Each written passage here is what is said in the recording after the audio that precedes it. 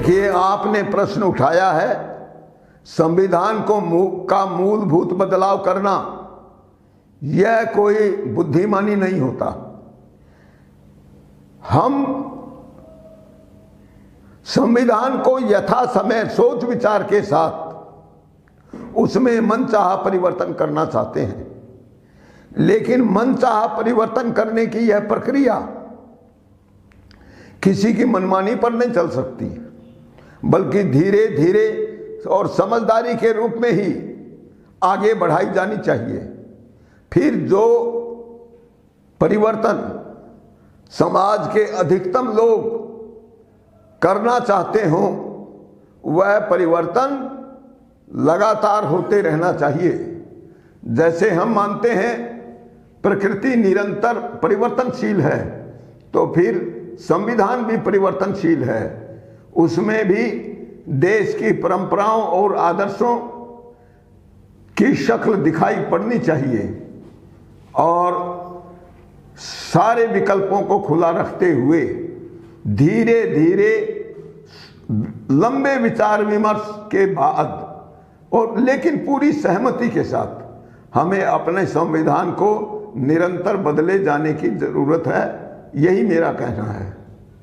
किस तरह के चेंज इसमें किया जाना चाहिए सर, आपके हिसाब से क्या लगता है, क्या क्या चेंज किया जाना चाहिए? देखिए, कहने को तो उसका उत्तर भी यही होगा कि प्रक्रिया जो निरंतर बदलाव की प्रक्रिया है वह विधानसभा और लोकसभा के द्वारा होगी, लेकिन हमारा अनुभव यह आ रहा है कि इस देश की लोकसभा हो, विधानसभाएं हों और राज्यसभाएं हों, इस समय अपराधियों के अड्डे बने हुए हैं। जनता की कोई भावना और सुख दुख से वहां पहुंचे हुए लोगों का कोई लेना देना नहीं है। इसलिए यह प्रक्रिया अब पूरे समाज में निरंतर समानांतर रूप से चलने चाहिए और उसकी अभिव्यक्ति चुनावों के समय जरूर होनी चाहिए। आज मुट्ठी भर राजनेताओं की ने अपनी दुकान बना रखी है। उन दुकानों के बारे में आप सब कुछ जानते हैं।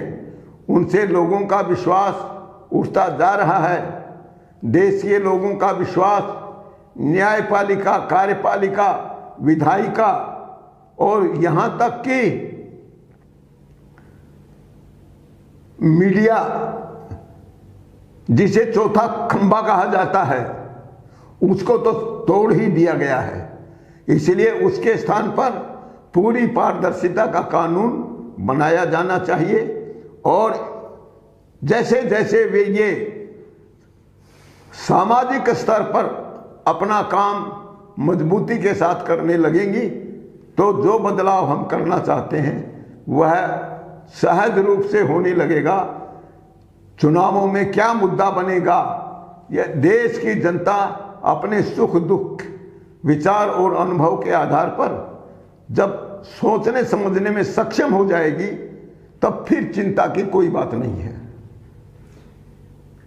तो क्या सर, ये जो एमएलए या जो भी विधायक चुन के जाते हैं वो भी तो पब्लिक से ही जाते हैं, तो पब्लिक उनको चुन के वहां पे भेजती है अपने हिसाब से करने के लिए, तो फिर ऐसा क्यों नहीं हो रहा कि संविधान में चेंज?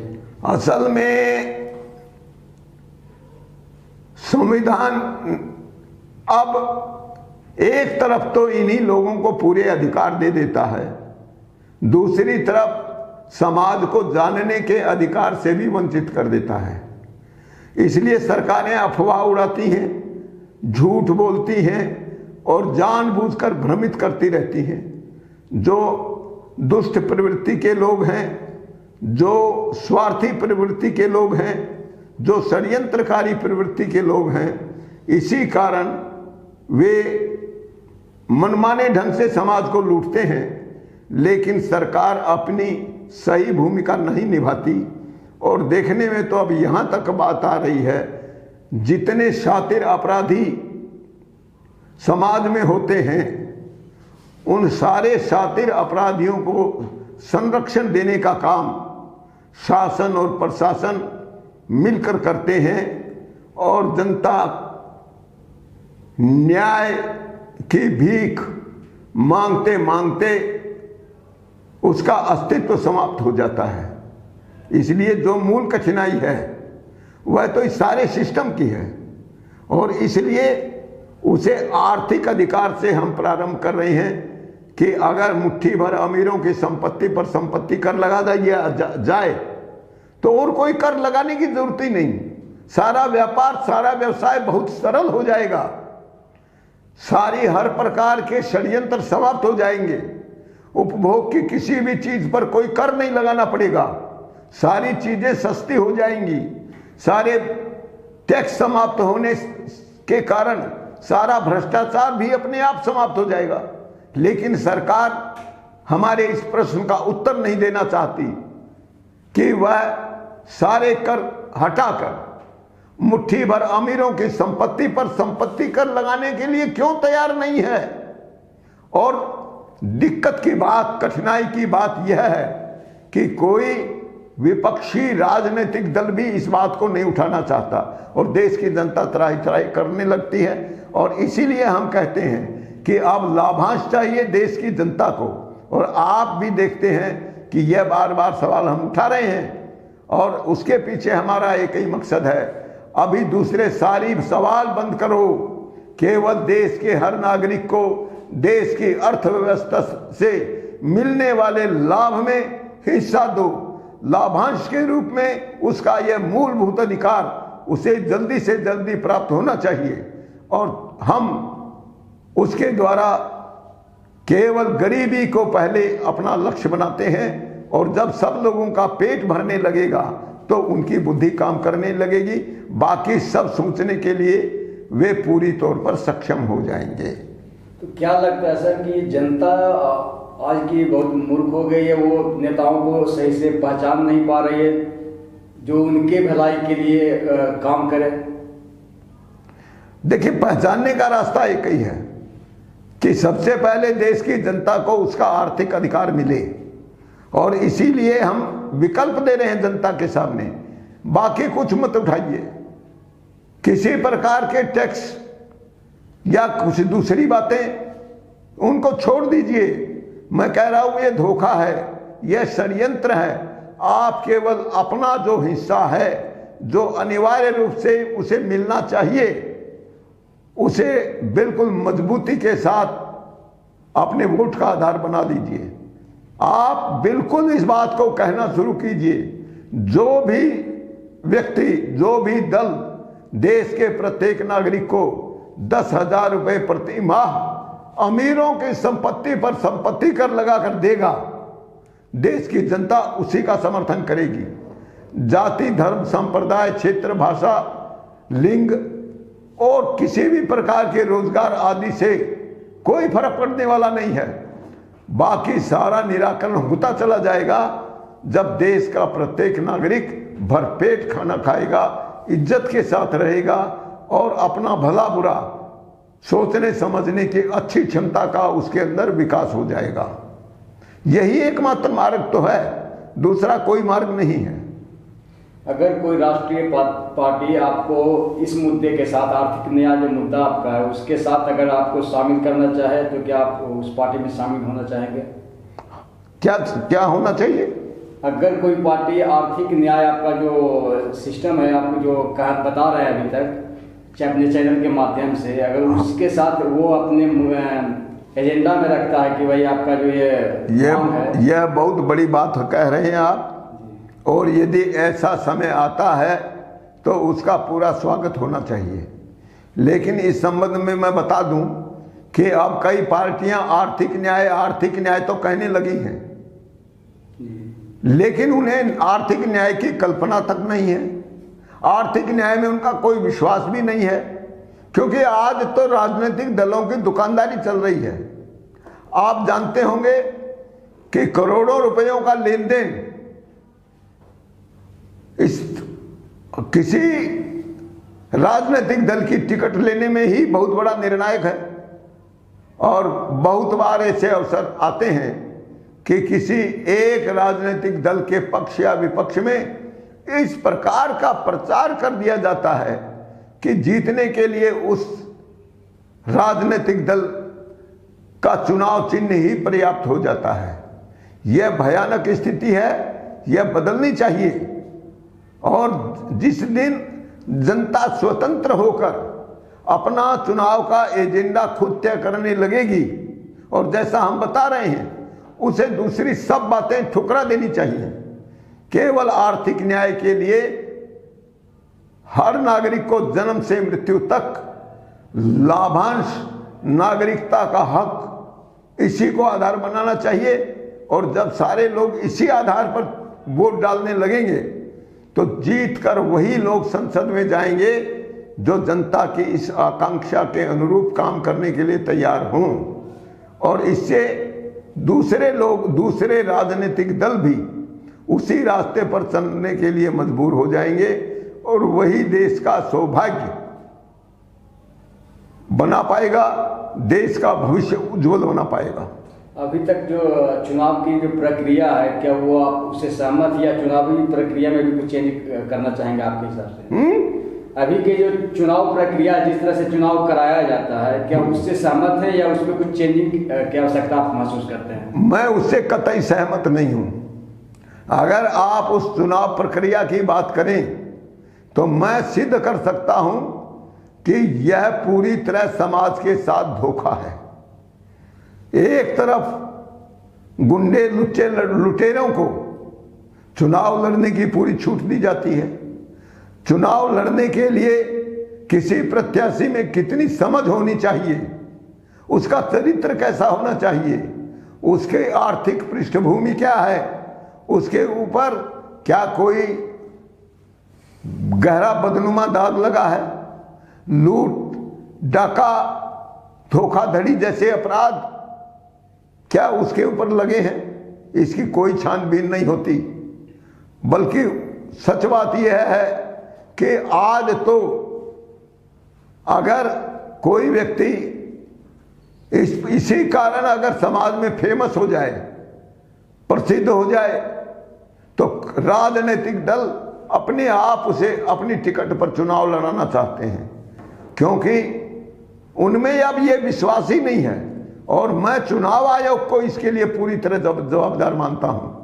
अगर वह अच्छी चुनाव प्रक्रिया और नियमों का निर्धारण कर ले तो एक भी व्यक्ति जो घटिया चरित्र का है, धोखेबाज है, बेईमान है, अपराधी है, फिर वह आर्थिक अपराधी है या कोई भी अपराधी क्यों ना हो, वह चुनाव में खड़ा ही नहीं हो पाएगा। और जब सारे सज्जन, सामाजिक निष्ठा में विश्वास रखने वाले, मानवता के प्रति सम्मान रखने वाले लोग चुनाव में खड़े होंगे तो फिर कोई भी जीते क्या फर्क पड़ेगा। वह भला आदमी जीतेगा और समाज के कल्याण के लिए काम करेगा। लेकिन जब चुनाव आयोग ही जानबूझकर षड्यंत्र रचता है, अपराधियों को खड़ा होने की पूरी छूट देता है, तो मैं किस पर दोष दूं? न उस समय न्यायालय काम आता है, न चुनाव आयोग काम आता है। और तमाशा आप देखिए कि हर पार्टी चुनाव घोषणा पत्र जारी करती है, लेकिन हर काम उससे उल्टा करती है। और यदि न्यायालय चाहे तो किसी भी दल को अपने चुनाव घोषणा पत्र के अनुरूप पूरी तरह निष्ठा के साथ काम करने के लिए बाध्य कर सकती है, लेकिन वह ऐसा नहीं करती। न्यायालय उस पर कोई रोक नहीं लगाता। और यह जो मिला जुला खेल है, षड्यंत्र रचने का खेल, यह चल रहा है। चुनाव आयोग भी उसमें समान रूप से जिम्मेदार है, भारतीय न्यायपालिका समान रूप से जिम्मेदार है, और विधायिका उपयुक्त कानून नहीं बनाने के लिए पूरी तरह जिम्मेदार है। इसलिए मैं वर्तमान चुनाव प्रणाली से कतई संतुष्ट नहीं हूं। वहां पर किसी की सुनाई नहीं होती और लोकसभा में बैठे हुए लोग, विधानसभा में बैठे हुए लोग उस प्रवृत्ति और समझ के भी नहीं होते जो किसी प्रकार का सकारात्मक बदलाव करने के लिए चुनाव आयोग को प्रेरित या बाध्य कर सकें। जनता को क्या मैसेज देना चाहेंगे सर कि वो आज जो आने वाला जो संविधान में जो चेंज संविधान में होना चाहिए वो जनता के नज़र में जाए? देखिए, मैं सबसे पहले एक ही चीज चाहता हूं, देश के संविधान में यह कानूनी तौर पर परिवर्तन होना चाहिए कि उसमें देश के प्रत्येक नागरिक को जो इस देश में जन्म लेता है, जन्म से मृत्यु तक भय मुक्त और अभाव मुक्त करने का प्रावधान अनिवार्य रूप से शामिल हो। यह प्रश्न बहुत पुराना है और आज यह प्रश्न अत्यंत महत्वपूर्ण हो चुका है। इसलिए जब तक इस देश के नागरिक को नागरिक भत्ता कानून बनाकर नहीं दिया जाएगा, तब तक आगे बढ़ने का कोई रास्ता नहीं खुलता। एक चीज सर, आपके किताब के अनुसार आ रहा है कि जो लोग कमाते हैं, तो जो इंडस्ट्रीज फैक्ट्री जो भी लगाते हैं, तो आपका कहना है कि वो चूंकि समाज का ही अंश है तो उसमें सभी को लाभांश लेना चाहिए।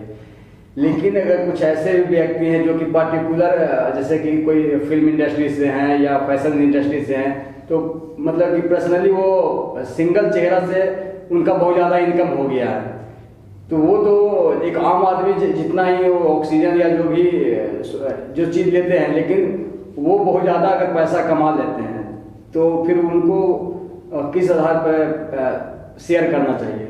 देखिए, सवाल केयर करे या न करे, जिसको लोगों को करना चाहिए उन्हें करना चाहिए। आप खूब कमाएं, इससे हमें कोई एतराज़ नहीं है। आप खूब खर्च करें, इस पर भी कोई एतराज़ नहीं है। इसके ऊपर अनावश्यक सवाल खड़े करना यह जानबूझकर पैदा की गई उलझन है। आयकर विभाग घोटालों का सरताज बना हुआ है और चार्टर्ड अकाउंटेंट के नाम पर जो व्यवस्था इस समय मजबूत बनाई गई है, वे चार्टर्ड अकाउंटेंट केवल फर्जीवाड़ा विशेषज्ञ हैं। असली अपराधी तो वे लोग हैं जो इनकम टैक्स आयकर के नियम कानून बनाते हैं। उन्हीं का अनुचित उपयोग लाभ चार्टर्ड अकाउंटेंट उठाते हैं और बड़ी बड़ी कमाई करने वालों को केवल एक काम के लिए चार्टर्ड अकाउंटेंट की जरूरत पड़ती है। जब वो देखते हैं कि हमने भारी आय की है तो हमको 5 करोड़ रुपए आयकर के रूप में देने पड़ सकते हैं, तो चार्टर्ड अकाउंटेंट उनको रास्ता बताता है। नहीं, अगर बुद्धि का उपयोग किया जाए तो केवल 50 लाख देके आप 4.5 करोड़ रुपए बचा सकते हैं। मैं कह रहा हूं, चार्टर्ड अकाउंटेंट जिस भी उपाय से यह उपयोग करता है, रास्ता निकालता है, उसी की समीक्षा करके उस रास्ते को बंद भी तो किया जा सकता है, लेकिन सरकार नहीं करती है। इसलिए सब मिली भगत का खेल है और जनता को सारे मिलकर मूर्ख बना रहे हैं। इसलिए इस पर कितने ही सवाल खड़े किए जाएं। मैं कहूंगा देश की जनता को सिर्फ एक सूत्र को पकड़ लेना चाहिए। हमें नहीं मालूम जो इस देश के प्रत्येक नागरिक को 10,000 रुपए प्रति माह का लाभांश देगा, वही सत्ता के ऊपर काबिज होगा, वही जीतेगा। देश की सारी जनता केवल उसको समर्थन देगी और जिस दिन देश की जनता को यह समझ में आ जाएगा तो उसे उसका यह लाभ मिलेगा और इसके लाभ से फिर तो सारा सब कुछ, सारी रास्ता बहुत आसान हो जाएगा। कहीं किसी पर किसी को समझाने की आवश्यकता नहीं होगी।